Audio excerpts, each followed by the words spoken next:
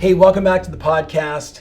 Super excited that this week I'm sharing with you a little behind the scenes access to our pivot training, specifically a session I did 2 months ago with the Dr. Daniel Amen. So if you're a fan of my podcast, you've probably seen him on there or listened to him twice. This message in particular was recorded basically in April, and I asked him to share what are the very best strategies to stay sane during the pandemic. You're going to get a lot of value out of this. Enjoy. All right, everybody, welcome. It's April 10th, 2020. It's Friday, and man, you guys are jumping on early and fast. So for all my friends that are jumping on, today is going to be an extraordinary show. And as always, I want to start with, what are your wins? So hit the chat and tell us how you're doing. Tell us what's working. Tell us what you're excited about. What is the win of the last 24 to 48 hours? Go ahead and put that in the chat as soon as you hear this. Fire away. We'll be starting in T-minus 2 minutes. All right, 300 of you are already there. I love it. Kelsey, I feel like I'm missing something over here on my chat. I see my Q&A lighting up. So don't go into the Q&A and say hello. Don't go in. It says chat is disabled. I wondered what was going on. So we're going to get that fixed, everybody. Thank you for sending me that. Good. All right. 360 people and climbing. There we go. Now the chat's going. Okay. So there it is. I see it. So Fred Delgado, 3 new contracts. Andrea down the street. Love it. 1 new listing. Paul, buyer sale, 4 homes sold yesterday, got 2 showings, virtual buyer appointment set for tomorrow. Daniel, I don't know if you could see this, but we start every day with, what's the win of the last 24 hours? And, there's just this conversation, around the world in the real estate space that, because of COVID-19, we can't sell houses, even though the industry was made an essential service. The way we have to do it today is so different from how we would traditionally do it, 3.5 weeks ago. And what's so amazing about this community is they understand it is all about adapting, right? So they're doing virtual appointments, virtual showings, safety first, always taking care of their clients and navigating transactions every day. So keep it up, everybody. Let's hear it. I want to see a little more coaching clients. Love it, Coach Doug. Able to revive one of my old listings due to the lack of inventory. Congratulations. Hey, Chris from Malta. Malta, good to see you, buddy. 1 listing and 20 new leads generated and closing on another deal on the island of Malta, my friends. Chris is a rock star, a true rock star who understands being resourceful and never blaming resources. So, all right. So looking to see real fast here. Good morning, Jill from Houston. All right. So it is 9 o'clock here in the West. We're going to get started in just 1 minute. But I want to start by just sharing a couple thoughts before I introduce you to Daniel Amen, who is just what a blessing that he is with us today. If you're watching some of the things that I'm posting on Instagram, I had this conversation and it kind of went like this, that now more than ever, what we need from all of us in the entire industry is leadership.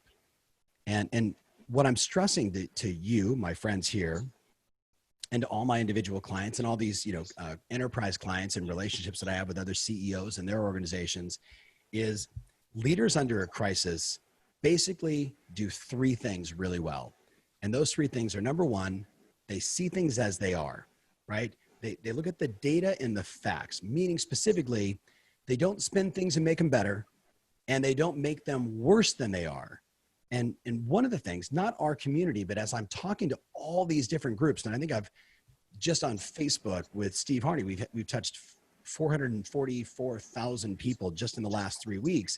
And I've talked to about 80,000 people in that same time period.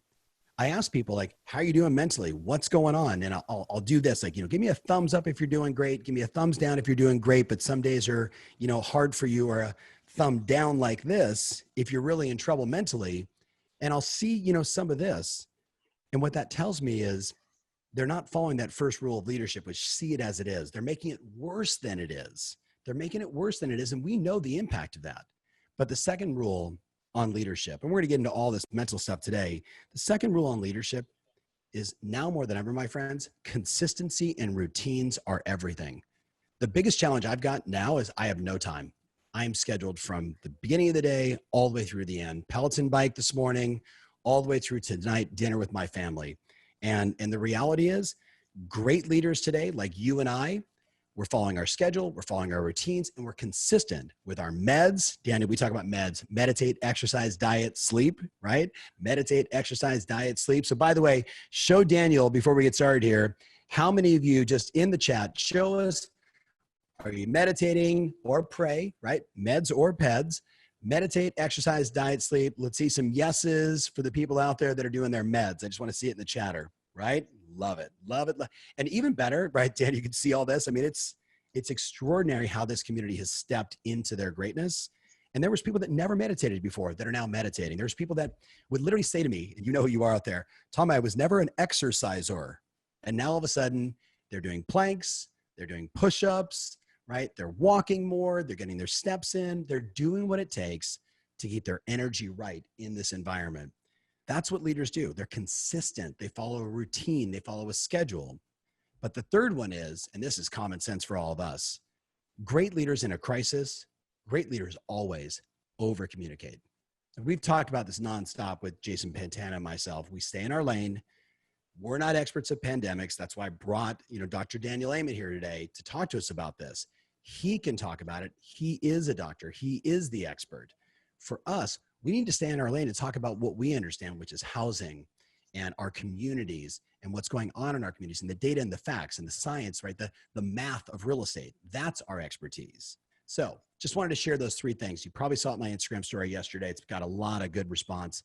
And it's really helping a lot of the CEOs, and I mean every one of us as CEOs, to really make sure that we're doing what we need to do every day to win on a leadership level. Because now more than ever, what the world needs is leadership. It's leadership, my friends. Now, I'm going to talk a little more about this next Monday, but right now I am super pumped. I was thinking, Daniel, this morning, I think this is you spoke at our January Elite a few years ago in Palm Desert, and people were out of their minds. We've done a couple podcasts together. We've done a couple Facebook Lives together. One that I remember at your office. And for context, my friends, I was first introduced to Daniel Amen by a friend of mine, Chris Duma, who is my longtime, boat partner. Our wives were Mommy and Me groups. We've been friends for 20 years. Chris is a brain surgeon. So Chris and I would meet like on a Friday afternoon or a Friday night. And I'd say, hey, Chris, how was your week? And he'd say, Ferry, you go first. And I'd say, oh man, I had to travel to Cincinnati to do a seminar. Then I did a couple of webinars. Then I had to go to New York City. Then I went to Seattle. And then I ended up in Miami. And then I flew home. And I said, it was a long week, but man, I fought the good fight. How was your week? And he said, I did 15 brain surgeries this week. And when you think about that, right, I would usually say to him, Daniel, okay, you win, right? Like it's amazing what this guy does. Well, he invited me. I don't remember the exact time of this, Daniel. You remember it was at the Balboa Bay Club.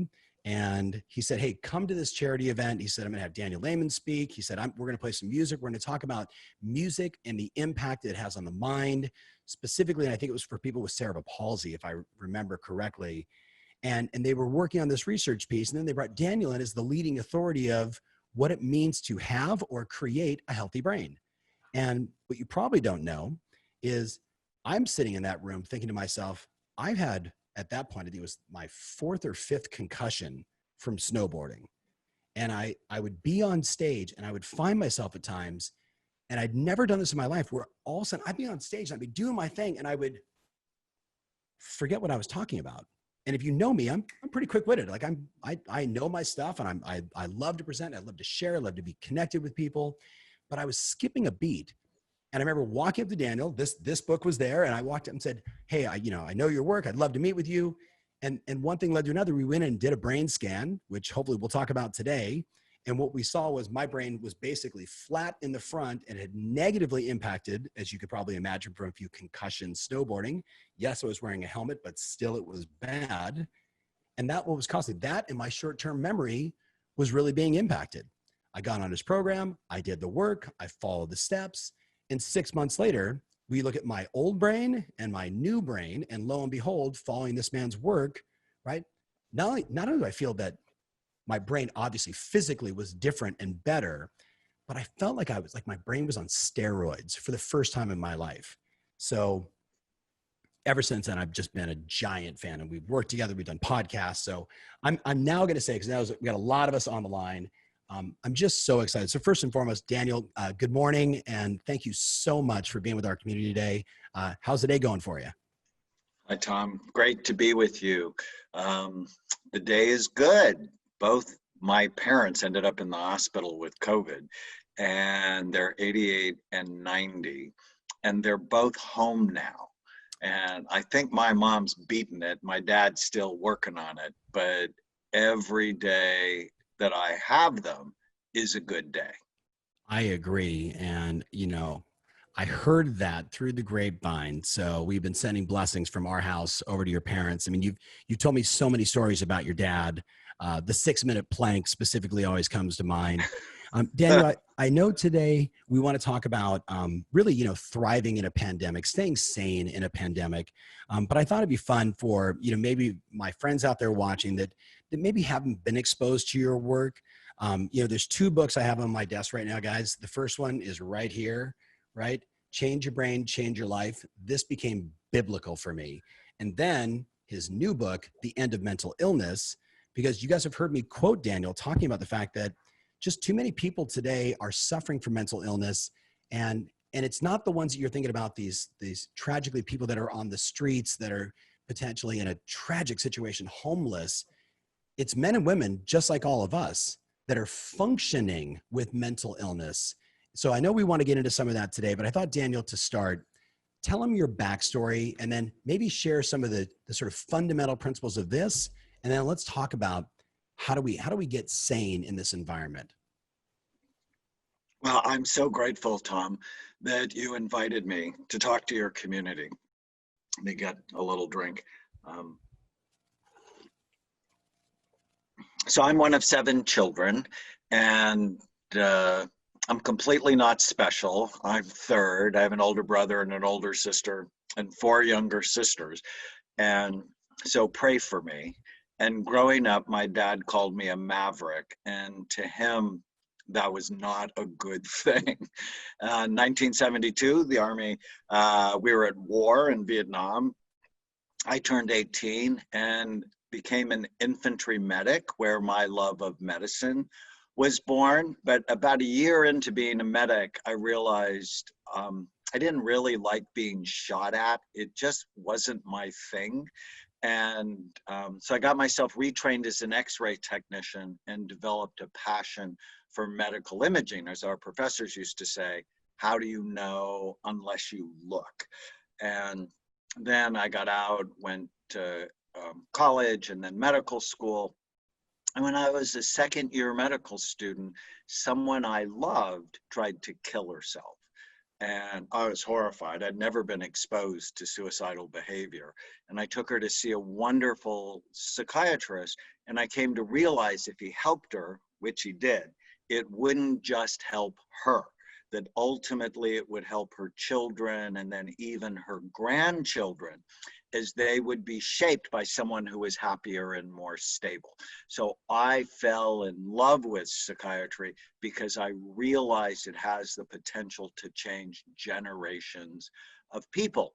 But I fell in love with the only medical specialty that never looks at the organ it treats. And given my X-ray background, I'm like, well, why don't you look? Obviously, the brain is our organ. And so, like my dad called me an agitator, I started agitating my profession. It's like, we should look. What's the matter with us? Cardiologists look, orthopedic doctors look, your GI doctor looks. And they're like, no, it's just for research. And, if you tell me no, I'm likely to find a way to do it. And so in the late 1980s, I was actually trained at the Walter Reed Army Medical Center, actually at the same time Deborah Birx was there. So everybody knows Dr. Birx, who's leading the coronavirus task force with Dr. Fauci. Anyways, she was there at the same time I was. And military medicine is very practical medicine. It's like, so what do you do during a war? And that's when I started looking at the brain, and it just changed everything I did. So we've now been looking at the brain for over 30 years. And the big lesson was you're not stuck with the brain you have, that we can make it better, and I can prove it. And that what has led to now we've seen patients from 121 countries. We built the world's largest database of brain scans related to behavior, 160,000 scans on, and I've learned so much from the imaging. But just like you said with the snowboarding accidents, what most people don't know is that mild traumatic brain injury is a major cause of psychiatric problems. And nobody knows about it because they go see psychologists or psychiatrists who virtually never look at the brain. And so they'll go, you're depressed, or you have the beginning of Alzheimer's disease, or you're anxious, or whatever, when really you have brain trauma that can be rehabilitated. Just like you talked about, we have your scan 6 months apart, it wasn't good, and then it's better. And with a better brain, always comes a better life. Yes. Yes. And I thank you for sharing that, the sort of origin story of this, so people understand, why you are who you are, not just for myself and my community, but for the world, with your books, your PBS specials, the impact you've had on churches around the world, and more. So this book, for me, this was the beginning of it all, right? This is the book that I actually received that day when you spoke. And I don't know if just Chris just gave it to me. Can you just spend, several minutes and help people understand like the basics, right, of how to change your brain to change your life, before we talk about the pandemic stuff, which is similar but heavier for people? So based on all the scans, that book actually first came out in 1999. So it just had its Wow. 21st birthday, and it sold about 1 million copies around the world. And I love it because, not everybody can come. I have 8 clinics now, soon to be 9, and not everybody can come and get a scan. So I really wanted to write, well, what are the big lessons I've learned from this database? One, your brain is involved in everything you do, how you think, how you feel, how you act, how you get along with other people.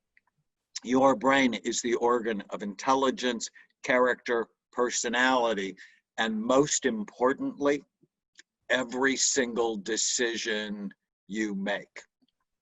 Principle number 2 is when your brain works right, you work right. But when your brain is troubled for whatever reason, you are much more likely to have trouble in your life. With a healthy brain, people are happier. They're healthier. Why? They make better decisions.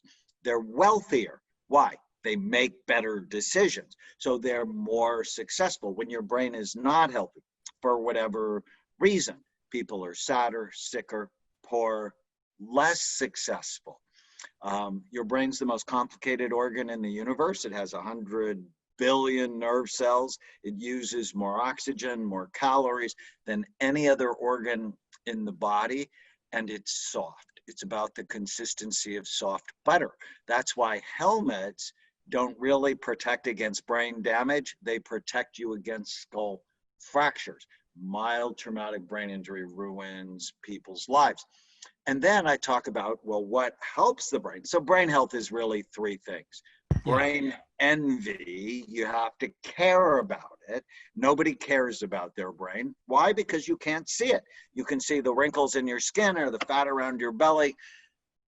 And when you're unhappy, you can do something about it. But because most people don't look at the brain, they don't know when it's in trouble, and they just don't care about it. I guarantee after you saw your first scan, you started caring about your brain.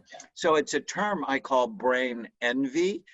When I saw my first scan, I'd actually scanned my mom when she was 60. She had a stunningly beautiful brain. And then I scanned myself at 37, and it looked terrible. Why? Because I played football in high school, and I had meningitis as a young soldier, and I had bad habits. And so I wanted her brain. So I call it brain Envy. Freud was wrong. He was about 2.5 feet too low in the body after being a psychiatrist for 40 years, not seen one case of penis envy. It's just ridiculous. You need to really want a better brain. And Yes. so brain envy, avoid things that hurt it, know the list, and do things that help it. I mean, ultimately, that's brain health. And so I talk about, okay, what hurts the brain? What helps the brain?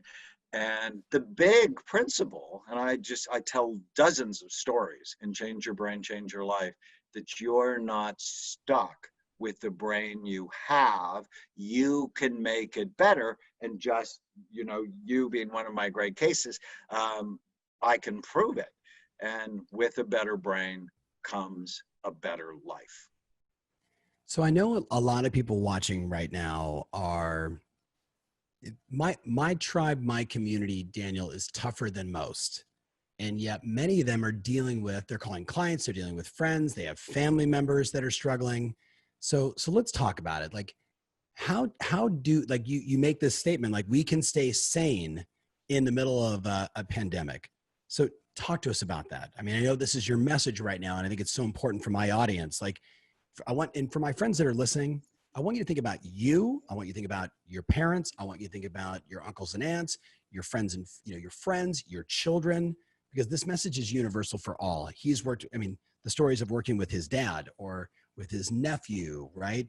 So what are those sort of key lessons or ingredients of things we need to be doing to make us sane in this environment? So last week I did the whole show with Dr. Phil. And the reason he reached out to me is I started posting mental hygiene is just as important as washing your hands.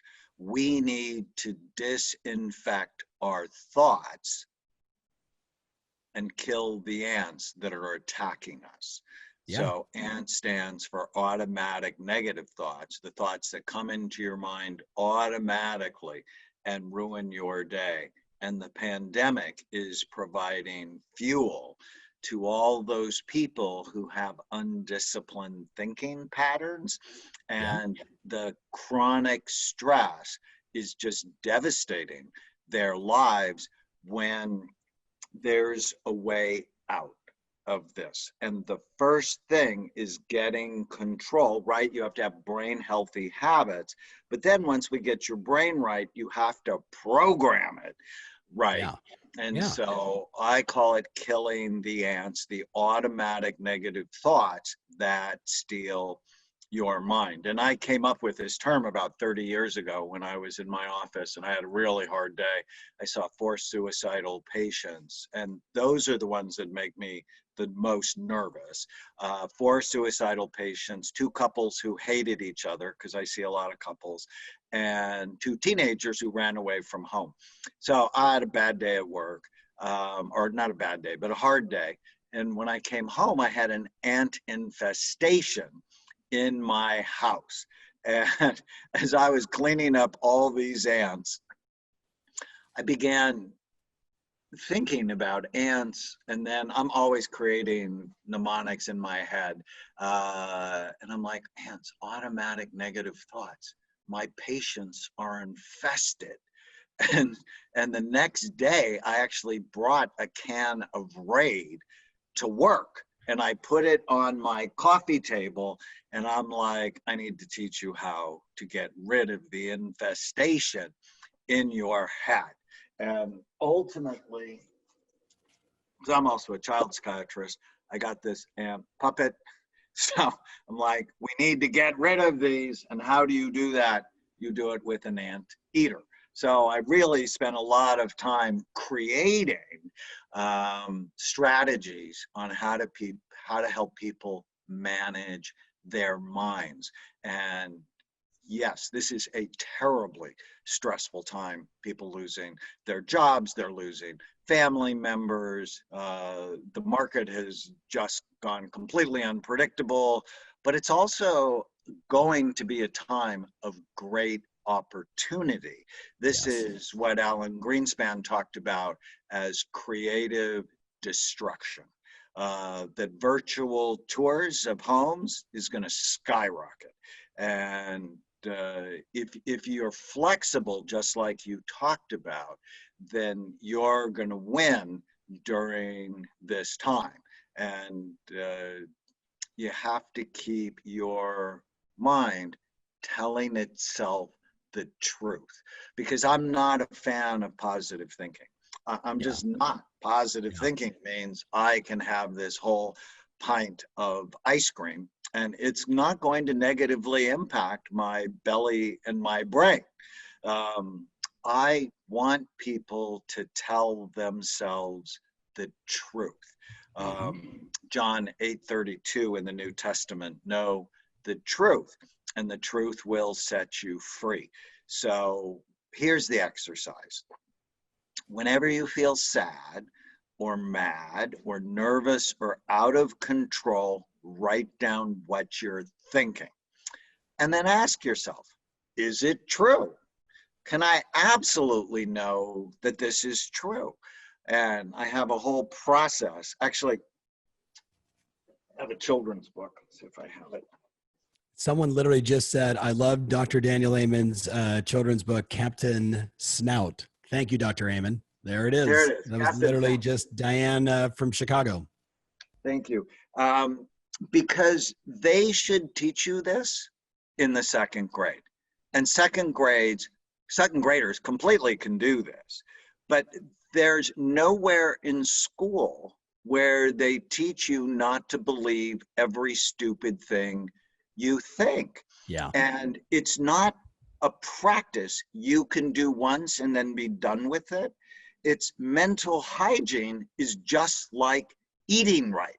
It's just like exercising, where you need to manage your mind all the time, right? I mean, I can't just have a salad for lunch today and expect to lose 30 pounds if I needed to do that. It's no, I need to develop a new way of living, a new way of thinking. And so in the end of mental illness, I have tiny habits, lots of them. What's the smallest thing I can do today that will make the biggest difference? So for example, I start every day with today is going to be a great day. Why? Because then my unconscious mind will find why it's going to be a great day. And in the middle of this pandemic, even with my sister has COVID, my mom and dad have COVID, a couple of my employees have it. We had to physically shut down our Manhattan office for a few weeks. There's so much good that's coming. And I think many people are going to agree with me, the bond between parents and children, if the parents are acting right, is going to skyrocket. And the bond has been strained or broken for 2 generations now between many parents and children, because everybody's just been working at an insane pace. And I see it happening here in my own house with our 16-year-old daughter, and our 2 nieces live with us. The level of connection, time is just unlike anything I've experienced my whole parental life, if you will. So today is going to be a great day. I end every day with what went well today. And before I go to bed, I say a prayer, and then I just let my mind focus on what went well today. In the middle of a pandemic, so many things are going well. And then the mother tiny habit, the most important tiny habit, is whenever I go to do something, whenever you go to do something, ask yourself, is it good for your brain or bad for it? And if you can answer that question with information and love of yourself, love of your spouse, love of your children, love of your work, love of your mission in life, you're going to start doing the right things. Because ultimately, brain health is not hard. Brain envy, avoid things that hurt it, do things that help it. Just got to know the less. And if you can put that mental discipline in your life in a very short time, your brain can be better. And if your brain is better, then your mind is better. Hey, Daniel, so I'm watching first of all, there's a lot of love for you just in the chat. So Zachary Faust asked this question. He said, I love the study of psychology. One of the mental illnesses that has been said to have no cure is the condition of being a sociopath. Do you agree with this condition, or is there a cure? Clearly, there are people with antisocial personality disorder. But one of the things I learned, and I rarely diagnose someone with a personality disorder, because what's the organ of personality? It's your brain. And unfortunately, we've created all these diagnostic categories without any biological information. And that horrifies me, because many people who would be considered a sociopath have damaged brains. In fact, there's this study out of Vancouver where they looked, no, it was actually out of the University of Southern California. They looked at people with antisocial personality disorder, and what they found, they had two important findings. They had 10% less volume in the prefrontal cortex. Well, that's the most human, thoughtful part of the brain. It helps you with things like forethought and judgment, impulse control, and empathy. So when you think of someone's empathy is broken, sociopath, could they have had a head injury when they were young? Could they have fallen out of a tree or had a bad bicycle accident? It damaged their frontal lobes, and therefore they can't see another person's feelings. I don't know unless I look. Do you remember Karnak the Magnificent when Johnny Carson was on? And Johnny Carson had this turban, and he would the question is, and then he'd open the envelope. Well, why would I ever make a diagnosis of somebody with a bad personality disorder like antisocial or borderline, unless I actually knew what was going on in their brain? And that's what I talk about in the end of mental illness. The whole system is insane. And I'm a psychiatrist. I can diagnose insanity. That we are giving people meds, not the kind you were talking about, without ever looking at the organ we're medicating. And we can do better. So Daniel, first of all, thank you. And Zachary, thank you for asking that question. I'm getting a lot of questions. So if you want to ask a question, don't put it in the chat, put it into the Q&A section. So I got this question. I'm going to find it again real fast because I was bouncing around. Somebody was asking about PTSD. I want to just see if I can find the exact question and give the person a shout out. Jared, right? Jared from San Diego is asking, what about PTSD? What can someone do to recover from PTSD? So much. In fact, you should see my Facebook Live from last night. I talked about post-pandemic growth syndrome. About 10% of people who go through a traumatic event will develop PTSD, a lasting impact on the brain in a negative way. Yes. Nightmares, flashbacks, feeling like your life is shortened, panic attacks. You begin to avoid anything that reminds you of the situation.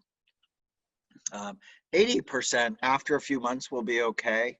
And then about 10% develop this thing called post-traumatic growth, where their lives are changed for the better because of what happened to them. I have a friend whose daughter was killed by a drunk driver and just devastated her life for a year. But now she goes around the country talking to families who've lost young family members. I mean, it's just beautiful what happens.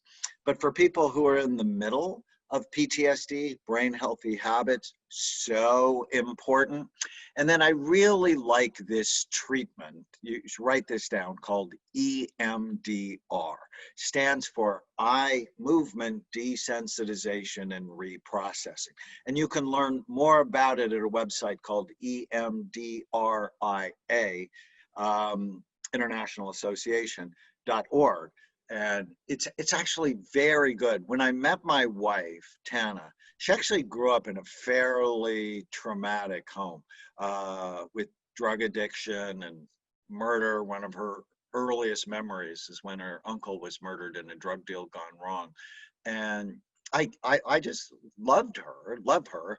And I'm like, well, this will really help you. So one of my first gifts was 10 sessions of EMDR. And I actually think she probably went for 40 sessions. And it was just so helpful to begin to clean out the trauma. And most of us have had traumatic events from the past. And it was just so helpful.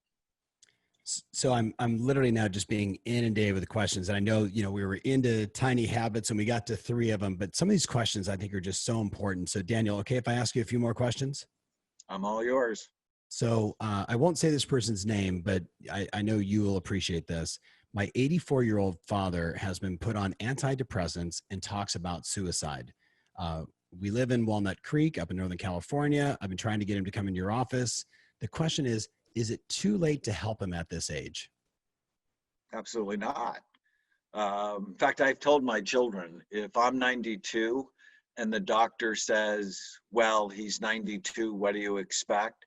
That I'm writing them out of the will. That there is our oldest patient is 105. And when she came to the clinic, I'm like, why are you here? She said, you said on TV, on one of my public television specials, that it's never too late to have a healthier brain. And 84 is young. It's like, absolutely, that's not too old. You can have a better brain tomorrow if you do the right things today. And often suicide in the elderly could be an early form of dementia where their brain is just struggling so much. And my dad, who's 90, he just started hallucinating one night about, oh goodness, I think about a year ago. He and this is a guy, I took him to the emergency room the next day. And I'm like, this isn't a guy with psychiatric problems. This is a guy who gives psychiatric problems because of his personality. He doesn't have them.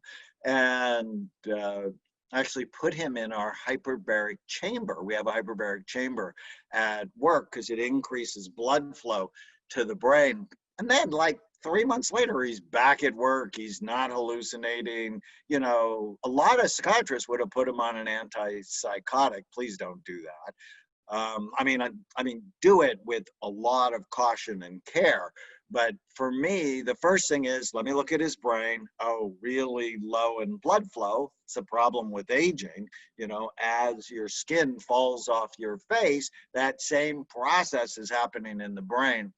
But we have a clinic in Walnut Creek, and it would be really important to look and then work to optimize the physical functioning of his brain, and then hopefully his mood will be better as well. Daniel, you'll appreciate this one. Paul, who is a great client, Rushforth up in Ontario, Canada. He says, I played 10 years of pro hockey and suffered 14 major concussions. My memory is terrible because of it. Is there anything that can help with my memory loss? You bet. I read a whole book called Memory Rescue. Right. So, the big lesson, and I learned this in the early 90s, mild traumatic brain injury ruins people's lives. Playing high school hockey or high school football, college is worse. You played pro for 10 years, your brain is not healthy. And then, the big question came out is, does playing football, professional football, cause long-term brain damage? And I think most thoughtful 9-year-olds, when they understand brain is soft, skull is hard, skull has sharp bony ridges, would understand, well, of course it does. But the NFL was having trouble with the truth. The NHL actually has it worse. And so I did the world's first and largest study on active and retired NFL players. I published a study with 100 NFL players showing high levels of damage globally. But then I published another study showing 80% of our players get better when we put them on a brain healthy habit. And I also talk about this in the End of Mental Illness. There's a whole chapter on head trauma and how do you repair brain trauma? Well, it's the same way you actually keep your brain healthy. So if you want to keep your brain healthy or rescue it if it's headed to the dark place, you have to prevent or treat the 11 major risk factors that steal your mind. And we know what they are. The mnemonic is called Bright Minds. Okay, I was going to ask you to do this, but I want you to do it a little bit slower so everybody can write this down, because you've shared this with me before, and this is just the easiest way, because I'm getting the question, what should I eat? What should I not eat? We're getting a lot of those questions right now, and I know it's going to be covered here. So sorry for interrupting. Fire away. So if you want to keep your brain healthy or rescue it if it's headed to the dark place, think professional hockey for 10 years, you have to prevent or treat the 11 major risk factors. And I created this mnemonic called Bright Minds. So for example, B is blood flow. Low blood flow, what I just talked about with my dad, had really low blood flow.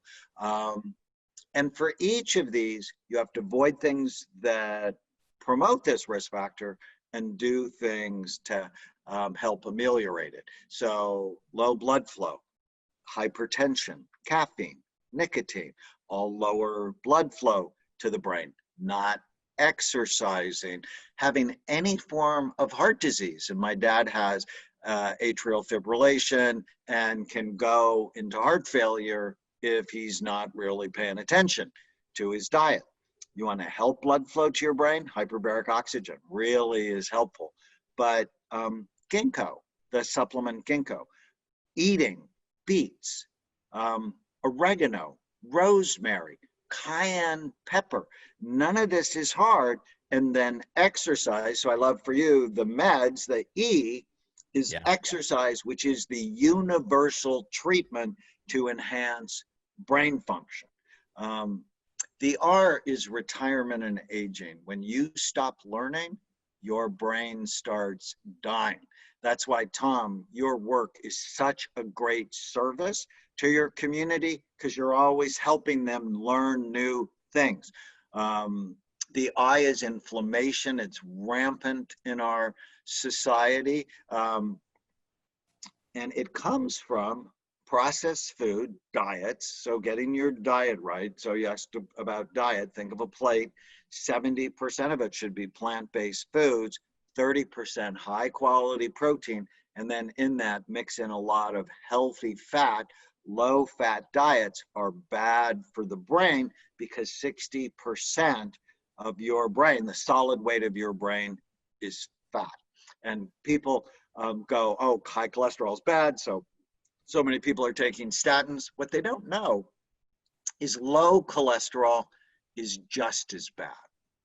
Total cholesterol under 160 is associated with homicide, suicide, depression, and death from all causes. And so eggs are not bad for you. For most people, unless you're allergic to them, they're really good. Other things to quell inflammation, omega-3 fatty acids. And I did a study basically showing 95% of the population is low in omega-3 fatty acids. So taking fish oil or eating more healthy fish is really important. Just quickly, G is genetics, but get genetics wrong. I have the genes that say I should be obese. I have a 67% chance of being obese, but I'm not. Why? Because I don't give in to the behaviors, making it likely to be so. So if you're saying you're diabetic because it's in your family, you're diabetic type 2, likely because you had bad habits. And Daniel, genes. I have to share with you really fast. My nutritionist who's helped my wife through cancer, Pam Jacobson, who's going to be with us next week. She says genetics is a gun, but you have to pull the trigger. Right? Absolutely true. You're a perfect example of this. So I wanted to throw that out because she's next Friday, guys. So Daniel, sorry, keep going. So H is head trauma. We talked about that. Brain is soft, skull is hard. It's a major cause of mental health problems. Protect your head. So don't get up on a ladder unless you're sure you're going to be okay. And stop texting while you're driving because you're more likely to get killed. T is toxins. And early on, the imaging work taught me that alcohol is not a health food. Marijuana is not going green. They're both directly toxic to brain function. And, but there are a lot of other toxins. So like heavy metal, I don't put aluminum under my arms every day because aluminum is a known neurotoxin. Did you know 60% of the lipstick sold in the United States has lead in it? I call it the kiss of death. So you have to be careful with cosmetics and personal products. And then general anesthesia.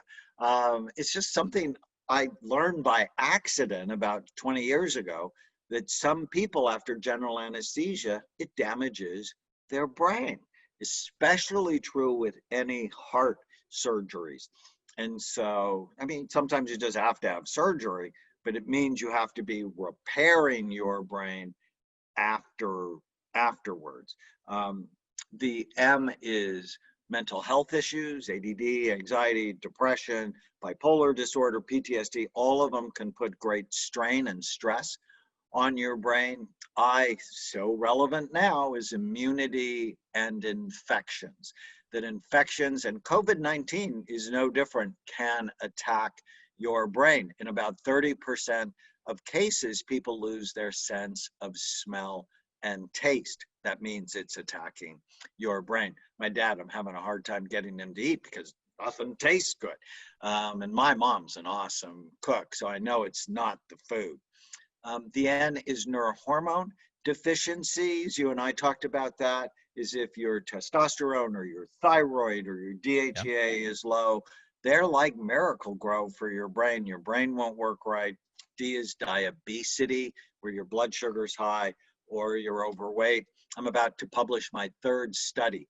There is a linear correlation between, as your weight goes up, the function of your brain goes down. And we now know both diabetes and obesity is a major risk factor for COVID death. Why is the United States being hit so hard in this pandemic? 72% of us are overweight, 40% of us are obese, 50% of us are either diabetic or pre-diabetic, 60% of us have hypertension or pre-hypertension. That, in my mind, is one of the big explanations for why we're having a much harder time fighting this than, say, Germany, for example. And then the S is sleep. If you're not sleeping right, then your brain won't work right, because when you sleep, your brain cleans and washes itself. And if you don't have good sleep habits, you will never have good thinking habits. So Daniel, first of all, thank you, because people are saying, tell me more about what I should be doing. And that was a whole list of do's and don'ts. I got a couple questions here that I thought were important. So one person asked, hey, when you say marijuana, do you mean the plant in general, right? I'm assuming they're meaning smoking it. What about all the CBD products we see on the market? What's your thoughts on CBD? It's the Wild West, and I'm very unhappy about it. It's unregulated. It's the biggest growth industry in the supplement industry, with very little study. And people go, oh, but it doesn't have psychoactive effects. That's complete nonsense, because people are taking it to sleep. They're taking it for pain. They're taking it for anxiety. And they go, oh, there's no side effects. We actually don't know that. And I'm just concerned. There's so many other ways to deal with pain. So I have pain in my knees because I told you I played football, and I take SAMe, S-adenosylmethionine. It's a supplement that helps with pain and mood. I take curcumins because it decreases inflammation, and omega-3 fatty acids. And so doing those things, I have no pain, especially if I'm sort of staying away from gluten, dairy, and sugar, then I really feel great. So I don't need CBD for that, but we've unleashed it with no regulation, and it concerns me. Me too. Me too. And I go right along, not to open up Pandora's box, but vaping, I think, is the next wave of something that's just completely unregulated, and the unintended consequences are going to be devastating for people. Thoughts there? Especially for young people. They're addicted to it. In the end of mental illness, I have a writing device I'm very fond of. In fact, I even created a card game. And I write, if I was an evil ruler and I wanted to increase the incidence of mental illness in America, what would I do? And vaping is one of the strategies. It's an evil ruler strategy. And then I would create companies like Juul that have bubblegum flavor vaping devices, because they're directly marketing to children. Yeah, I'm not even going to comment because I'll just get angry just thinking about it. All right. So foods to avoid, and then someone asked earlier, and I'm just trying to find the question again, foods to avoid. And then, hey, I think it was I and my son both have ADHD. Like, are we just stuck with this, or is there something we can do about it? Maybe talk about that one first, and then let's talk food. So ADD is real and can really negatively impact someone's life if you don't get it treated. So what I learned early on from imaging, it's not one thing. And I wrote a book that sold about 500,000 copies called Healing ADD, where I talk about 7 different types of ADD. So know what type you have. Medications like Adderall and Ritalin help 2 of the types, miraculously, but they make 5 of them worse. And so know your type. And then, I'm always thinking to myself, first do no harm. So what are the sort of universal natural treatments for ADD? Exercise, a high protein, low, simple carbohydrate diet. What's a simple carbohydrate? Think sugar, but then also foods that quickly turn to sugar: bread, pasta, potatoes, and rice. So don't make those the staple for you. EPA fish oil can be really helpful. And then you have to know your iron level, because low iron, we measure it with a blood test called ferritin. Low ferritin levels, much higher incidence of anxiety, but also trouble focusing. And then make sure you don't have sleep apnea. If you snore at night or you stop breathing at night, sleep apnea really dramatically increases the incidence of ADD. And you're like, but kids don't snore. It's like, no, a lot of kids do snore. And if your child snores, you need to have them see the ENT to make sure they don't have sleep apnea that you're trying to medicate with Ritalin. So Daniel, you mentioned sleep, and I wanted to talk about this. So I'm getting a lot of people saying, what about, Ambien, and then others that are just saying, I have anxiety and I've just never been able to sleep. I'm not a good sleeper. And they've heard me tell the story from you about, actually we did it on a podcast, about 7 hours of good rest is when your brain actually detoxifies itself. So any advice for the people out there that are struggling to get a good night of sleep, maybe now more than ever because of the environment we're in? What recommendations do you have?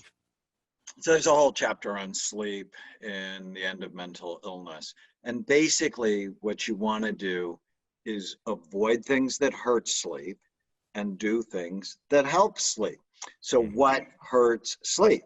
So anxiety and worry. So getting good mental habits will help you so much. Plus, I'm a huge fan of the right music for lowering anxiety, and hypnosis and meditation. I actually have an app called Brain Fit Life where we have music, meditations, hypnosis, audios, and our most popular ever hypnosis audio is the one I do to help people sleep. It's just learning how to redirect your mind in a way that helps you rather than hurts you. Don't take your phone to bed after dark. Stop looking at things like your laptop or your phone that puts blue light into your brain, because it turns off the production of melatonin.